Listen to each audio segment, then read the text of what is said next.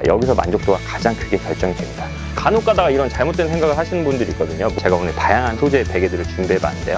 참고로 저는 다 제 자비로 합니다.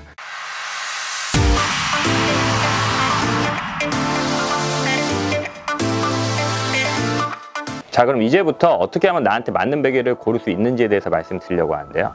제가 베개에 관한 상담을 많이 해보면 가장 중요한 것이 첫 번째로 높이, 두 번째로는 베개의 소재, 그 다음 세 번째로 매트리스와의 궁합입니다. 그래서 가장 중요한 게 베개의 높이입니다. 여기서 만족도가 가장 크게 결정이 됩니다. 높이는 수치상으로는 7cm에서 9cm가 적당하다고 알려져 있어요. 근데 이건 정말 사람에 따라서 다르기 때문에 그냥 참고만 하시는 것이 좋고요. 내가 누웠을 때, 뱄을 때 편안한 게 나한테 맞는 높이입니다. 쉽게 얘기하면 잘 때 베개가 너무 높으면 이렇게 되는 거죠. 베개가 너무 높으면 이렇게 되는 거예요. 그래서 베개가 나한테 너무 높은 베개를 베고 자면은 이러고 하루 종일 자는 거니까, 이러고 자고 나서 일어나면은 여기가 뻣뻣한 거죠. 계속 긴장된 상태로 이러고 자는 거니까요.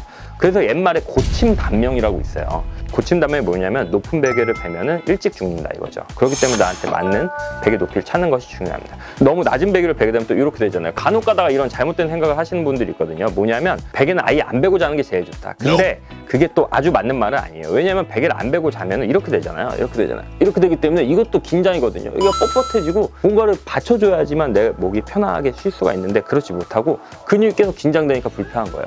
그래서 너무 높은 베개도 너무 낮은 베개도 불편할 수가 있고, 이상적인 높이, 내 경추의 C자형을 유지시켜 줄 수 있는 그 높이를 찾는 게 중요하다. 자, 그럼 그 높이가 몇이냐? 그거는 사실 사람마다 다르기 때문에 체험관에 가셔서 직접 베보시면 좋아요. 그게 진짜 어렵다 하시면 한쪽은 좀 높고 한쪽은 좀 낮은 베개가 있어요. 이런 베개가 그런 분들을 위해서 나온 거거든요. 잘 못 찾는 분들. 그래서 나는 여기서 처음에 잡았다가 이거 너무 높은 것 같아. 그럼 이렇게 하면 되는 거죠.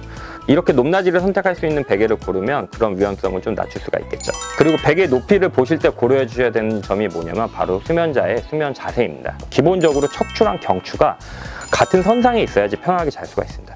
그래서 이렇게 잘 때랑 옆으로 이렇게 누울 때랑 척추의 위치가 바뀌잖아요. 이게 더 올라가잖아요, 보시면. 그러니까 이게 더 올라가줘야 되는 거죠. 그렇기 때문에 내가 하늘을 보고 자냐 아니면 옆으로 자냐, 이거에 따라서 베개의 높이가 달라질 수가 있는 겁니다. 그래서 그런 점들을 더 고려해 주시면 좋습니다. 남자 기준으로 똑바로 누워서 잘 때 이상적인 베개 높이는 7.9cm고요. 옆으로 누워서 잘 때는 이상적인 베개 높이가 9.5cm 정도라고 알려져 있습니다. 여성과 같은 경우에는 똑바로 누웠을 때 6.3cm, 옆으로 누웠을 때 7.3cm 정도라고 알려져 있습니다. 근데 이거는 평균적인 이상적인 베개 높이이고 사람에 따라서 당연히 다를 수 있겠죠. 베개를 고를 때 두 번째로 중요한 게 바로 소재입니다. 소재에 따라서 느껴지는 쿠션감이 다르고 만족도에 굉장히 큰 영향을 주기 때문에 제가 오늘 다양한 소재의 베개들을 준비해 봤는데요. 참고로 저는 다 제 자비로 합니다. 협찬 없이 하기 때문에 좀 더 객관적이고 공정하게 말씀드릴 수가 있겠죠. 소재 하나씩 한번 살펴볼게요. 좋아요와 구독을 눌러주세요. 자, 첫 번째로 살펴볼 소재는 바로 이 폴리에스테르 소재입니다. 우리가 쉽게 생각해서 손베개라고 생각하는 그런 베개들 있잖아요. 가장 일반적인 베개인데 폴리에스테르 소재의 장점은 뭐냐면 첫 번째로는 가격이 상대적으로 저렴하다. 일반적으로 굉장히 저렴한 가격대에도 많이 구매를 할 수가 있습니다. 그리고 두 번째로는 뭐냐면 무난하다. 쉽게 얘기해서 우리가 호텔이나 펜션, 숙박업소에 가면 거의 다 이 베개로 구비된 이유가 뭐냐면 대부분 그냥 편안하게 사용하기 때문에. 이 베개의 단점은 뭐냐면 말 그대로 무난하기 때문에 야, 이 베개 정말 대박이다, 이런 경우는 사실 많지가 않습니다. 그리고 또 이 레인지가 되게 넓어서 되게 저가형의 어떤 폴리에스테르 베개가 있는 반면에 굉장히 또 좋은 소재도 있어서 그냥 딱 어떻다라고 말씀드리기가 사실 상당히 어렵다. 이게 장단점이라고 할 수 있습니다. 두 번째로 소개해드릴 베개는 텐셀 소재의 베개입니다. 그래서 폴리에스테르 소재 같은 경우에 이렇게 기능성 소재를 첨가해서 다른 형태로 많이 나오거든요. 그래서 이런 베개들의 특징은 뭐냐면 일단은 안에 폴리에스테르에 텐셀 섬유가 들어가 있어서 느끼는 쿠션감이 다릅니다. 아까와 다르게 좀 더 탱탱하고 탄성이 있어요. 이 베개 같은 경우는 이렇게 경추 라인을 잡아놨기 때문에 옆으로 누웠을 때 일반적인 손베개보다는 더 편안한 높이로 잘 수가 있게끔 설계가 되어 있는 거죠. 그래서 이 텐셀 베개의 장점은 뭐냐면 아까 소개해드렸던 폴리에스테르 소재 같이 호불호가 크게 갈리지가 않습니다. 텐셀 소재 자체가 자연 친화적인 소재라서 좀 더 위생적인 그런 잠자리를 만들 수 있다는 게 장점입니다. 그래서 이 베개의 단점은 뭐냐면 모두에게 맞게 디자인된 베개이기 때문에 어떤 특정한 한 사람에게 와, 이 베개는 정말 최고의 베개다, 이런 찬사를 듣지 못할 수 있습니다. 그래서 왜냐하면 모두에게 편하게 나온 베개니까. 그래서 이 텐셀 베개의 장단점에 대해서 잘 아시고 구매를 하시면 좋을 것 같습니다. 세 번째로 살펴볼 베개는 구스 베개입니다. 이 구스 베개는 보통 호텔에 가시면 많이 보시잖아요. 구스다운 베개의 일반적인 특징은 뭐냐면 이런 느낌이 있어요. 이건 진짜 말로 설명이 되게 어려운데, 구스다운 이불은 또 집에서 많이 쓰시잖아요. 그 이불의 느낌 생각하시면 거의 비슷하실 거예요. 이렇게 보시면 이렇게 천천히 들어갔다가 이런 느낌? 그래서 이 베개 같은 경우에는 꼭 체험을 구매하시는 게 좋습니다. 왜냐하면 보통 고가거든요. 보통 뭐 10만 원 넘어가는 경우도 굉장히 흔하기 때문에 이거는 꼭 누워보고 구매하시는 걸 추천해드리고, 구스 소재 베개의 장점은 뭐냐면 일단 말 그대로 구스 다운 소재이기 때문에 자연 친화적이죠. 그래서 여름에는 시원하고 겨울에는 좀 따뜻한 느낌이 있습니다. 특히나 겨울에는 굉장히 따뜻한 느낌이 기분 좋게 사용할 수 있죠. 자, 그리고 단점은 뭐냐면 이 에어 쿠션의 느낌, 이렇게 천천히 올라오는 느낌이 호불호가 좀 갈릴 수가 있다.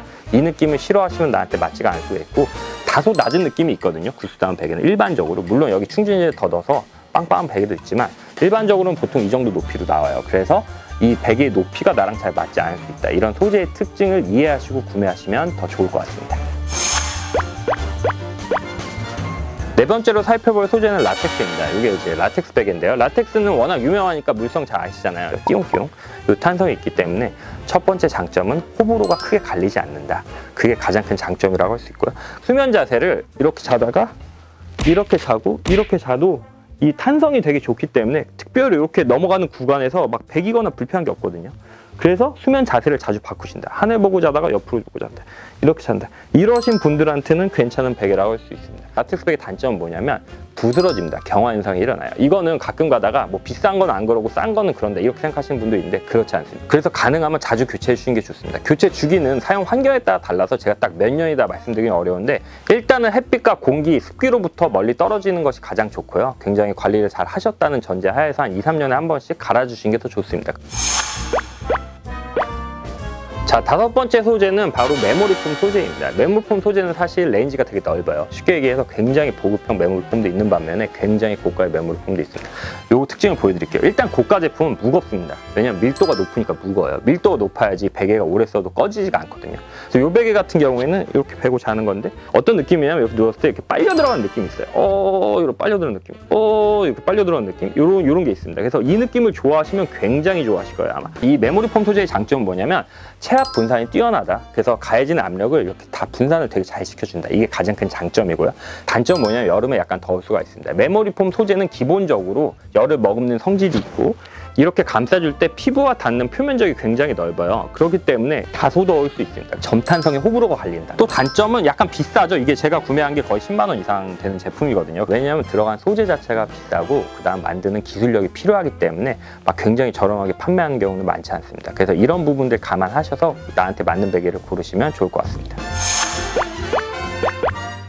자, 다음으로 살펴볼 베개는 기능성 정형 베개입니다. 요거는 이제 폴리우레탄 폼 소재인데요. 메모리 폼과는 약간 다릅니다. 메모리 폼은 아까 보셨듯이 천천히 들어갔다 천천히 올라가잖아요. 요거는 약간 탱글탱글한 느낌이에요. 이런 기능성 정형 베개는 이런 모양이 있습니다. 그래서 이런 베개들의 특징은 뭐냐면 똑바로 누웠을 때랑 옆으로 누웠을 때 다른 높이로 베개가 세팅이 되어 있다는 거. 여기 높이랑 여기 높이랑 지금 다르죠. 보시면 이렇게 차이가 나잖아요. 보시면. 자, 그래서 이 베개의 장점은 뭐냐면 수면 자세를 자주 바꾸시는 분들, 이렇게 주무셨다가 이렇게 주무시는 분들이 편할 수 있습니다. 그리고 여기 보시면은 이 베개 같은 경우에 이렇게 높이를 조절할 수 있게 돼 있어요. 그래서 이거를 셀프로 이렇게 맞춰보는 거거든요. 이런 형태의 베개들이 있어요. 자, 그래서 이 베개의 장점은 뭐냐면 내 두상, 그리고 목의 길이, 그리고 매트리스 쿠션감이 어느 정도 적합하게 세팅해서 사용할 수 있다는 게 장점이고, 이 베개의 단점은 뭐냐면 이 물성을 또 안 좋아하시는 분들이 있어요. 이 물성은 정말 개인차기 때문에 이 베개가 잘 맞지 않을 수 있습니다. 그리고 또 단점은 보통 이런 베개들은 좀 고가예요. 왜냐면 이런 부분들이 다 기술 개발이 돼서 디자인이나 특허 등록이 되어 있는 제품들이고, 또 딱 봐도 만들기 어렵게 보이잖아요. 일반적인 다른 베개들보다 대량 생산이 용이하지 않기 때문에 일반적으로 이런 베개들은 10만 원 이상인 경우가 상당히 많이 있습니다.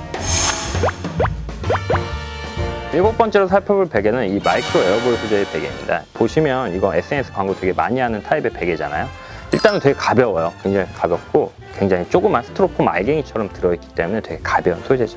이 베개는 누우면 어떤 느낌이냐면 이 조그만 스티로폼 알갱이가 이렇게 받쳐주는 느낌이 있어요. 근데 베개 자체가 굉장히 가볍기 때문에 막 굉장히 묵직하게 안정감 있게 받쳐주고 이런 느낌보다는 되게 가벼운 느낌? 이런 느낌이 굉장히 강하고요. 그래서 이 베개의 장점은 뭐냐면 일단 가격대가 굉장히 저렴하죠. 제가 앞서 리뷰한 제품들은 고가 제품 같은 경우 10만 원 넘고 막 비싸면 20만 원 이런 경우도 있거든요. 이 베개의 단점은 뭐냐면 고가의 제품과 비교했을 때 오래 썼을 때 내구성이 그렇게 훌륭한 편은 아닙니다. 왜냐면 기본적으로 가볍거든요. 가볍다는 거는 밀도가 낮다는 거고, 밀도가 낮다는 거는 오래 썼을 때 굉장히 지지력이 상당히 떨어질 수 있다는 겁니다. 그리고 또 이거는 세탁기에 돌려도 된다고 써있거든요. 근데 그게 사실 권장사항이라고 보긴 좀 어려울 것 같아요. 왜냐면 이거 잘못 돌리다가 만에 하나 이거 터지면은 진짜 세탁기 난리 나거든요. 빠셔야 된다면 손빨래 하시는 게 더 나을 것 같고, 막 그냥 막 빨다가 잘못될 수 있다. 그래서 그런 것들을 참고하셔서 사용하시면 좋을 것 같습니다.